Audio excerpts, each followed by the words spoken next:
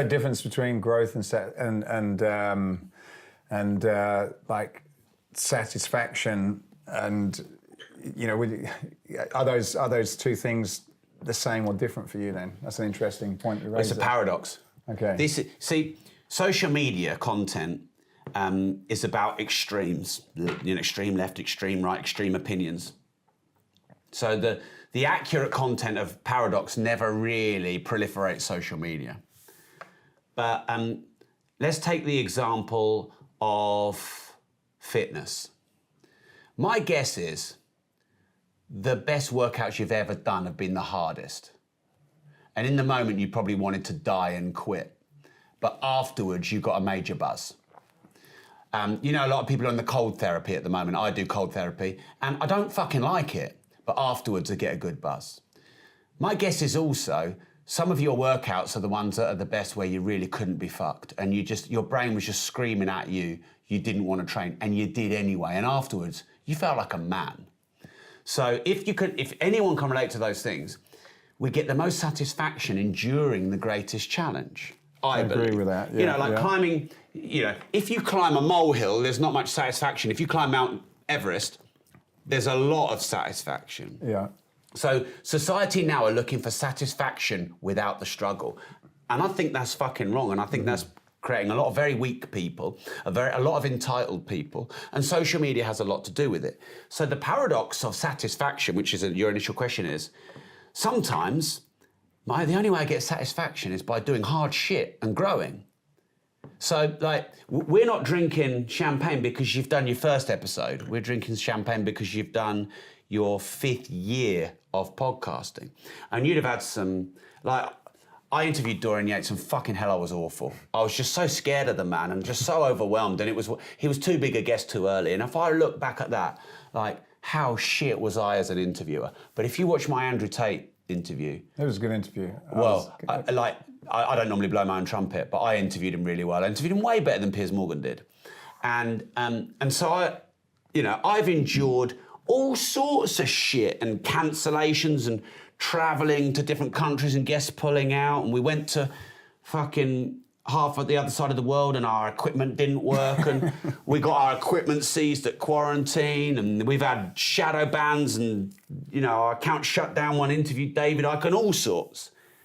But to sit here and go, I've done over 1,000 episodes, 7 years. Satisfaction. But I couldn't have that satisfaction unless I'd gone through the 7 years of shit. So I think the paradox is, all these people who want the minimalist, easy life, what they'll end up finding is they've got a boring, unfulfilling life with less things in it.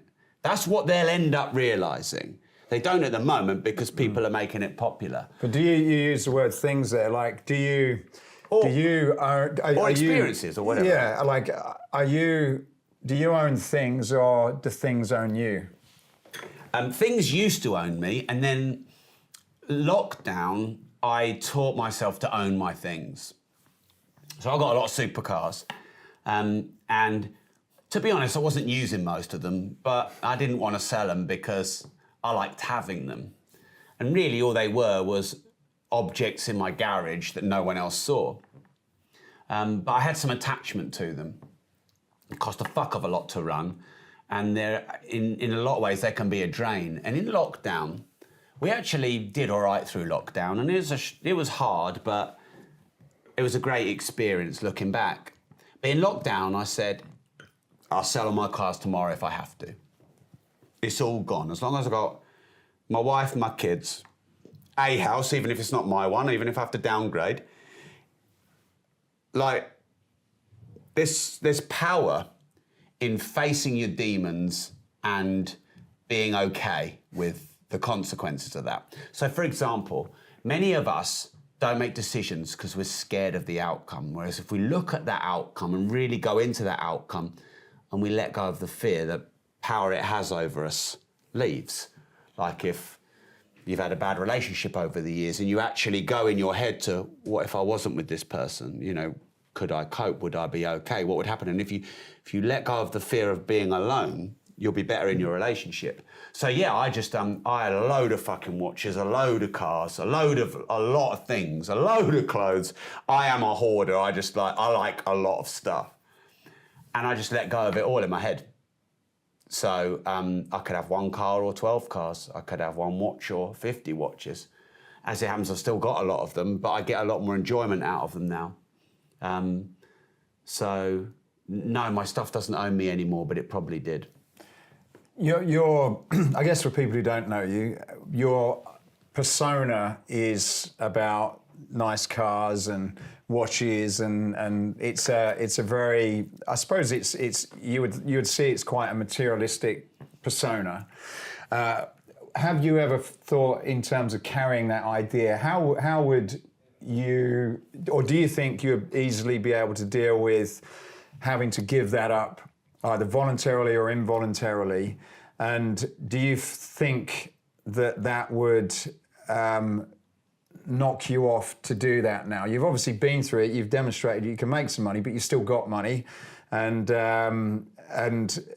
a lot of, the reason I'm asking this question is a lot of people who have gone up, even this John the Gypsy guy who we spoke to, he talked about going bankrupt and how painful and difficult that was. But have you imagined, could you give it all away and still continue to be Rob Moore and that not affect you? Well, until it happens, I couldn't honestly say, could I? It's all very well me saying, hey, I'll be fine, and you can take my money, but my knowledge, that's what everyone says. And I like to think I'd be able to handle it like that. But until you've actually been through something, I think it's a bit presumptuous to answer. What I can say is that I've been able to detach me and this version of me that you mentioned. i.e., yes, I love being an entrepreneur. Yes, I love the accolades that come with it. But I've learned to love and appreciate me without all those things as well. Because what happens when you're an entrepreneur, often, mostly, in fact, I don't know an entrepreneur who doesn't have this, but we identify as an entrepreneur, i.e., we might not brag about it, but I've achieved this and that, and I've done this and that, and I started with nothing, and now I've built this. And imagine taking that all away. That's almost like me. Who are you? Yeah, you are just left with the vulnerable, childlike version of you who can't use your brand and notoriety and materials to get love and attention. It's just on you. And I've definitely gone through that process where I identify so much as an entrepreneur. Without that, I'd be naked and I'd feel very fucking vulnerable. In fact, my therapist helped me a lot with that. She helped me detach Rob the entrepreneur from Rob the human being. In terms of Rob the human being, I quite like myself. I made some mistakes. But overall, I'm pretty kind. I'm pretty generous. I do a lot for a lot of people. Interestingly, I'm not a bragger, but I'm a marketer. But all the things I market about are not actually all the really cool, nice, kind. No, you don't. A lot of the stuff you've done for charity that I don't think you make a big thing, and I know. Don't even say it. Yeah, and I get why you don't, but you're what people think you probably are that don't know you from the surface. You are actually a deep down nice guy, really. Thank you, thank you. So learning to separate that has been a useful exercise. But also, you still got to identify as an entrepreneur because you've got to go out there and make your living. So if that was all taken away, I'd just start again. I don't know anything else. I know this for a fact. If it was all taken away, I would just start again. The good thing about, I've got 2 million followers across my socials, so I have a lot of haters. And the great gift of haters is I couldn't give a fuck what they say. And I might have said that 5 years ago with some bravado. I don't care what they say. But actually, I might have done. But now, I really don't fucking care what they say. If Arnold Schwarzenegger went and did an outing video about me, he's a bit of a hero of mine, it probably would hurt. But the thousands of twattish comments I get, I really don't care. So 5 years ago, if I'd have gone bust and lost everything, it would have hurt so much because of what everyone would have said. Now, I know I could block that out. I know I could. I'm also very careful Like I don't give that persona, but Mark and I keep a lot of spare cash. We have a lot of assets. And even in lockdown, we had enough money to burn for years. And because I would hate to go bust. Not just for the reputation, but let's say I've got 10,000 customers and we've got all these creditors and suppliers. I would hate the thought that I'd let all them down. And I know if things got hard, I would try my best to pay my creditors back. Whereas a lot of people just wind a company up every couple of years, fuck off all the creditors and start again. I couldn't do that. And the bigger the companies that you don't actually think are doing it seem to do it all the time. Yeah. It doesn't get... It happens so much in the property space as well with all the, Really? all the builders. They just wind the company up and start again. And I couldn't do that. And actually, I like the fact that I couldn't do that. It makes me feel like there's a good person in there. So yeah, I think I could handle not having any material items and not having a successful persona, but I'd want to get back there pretty quick.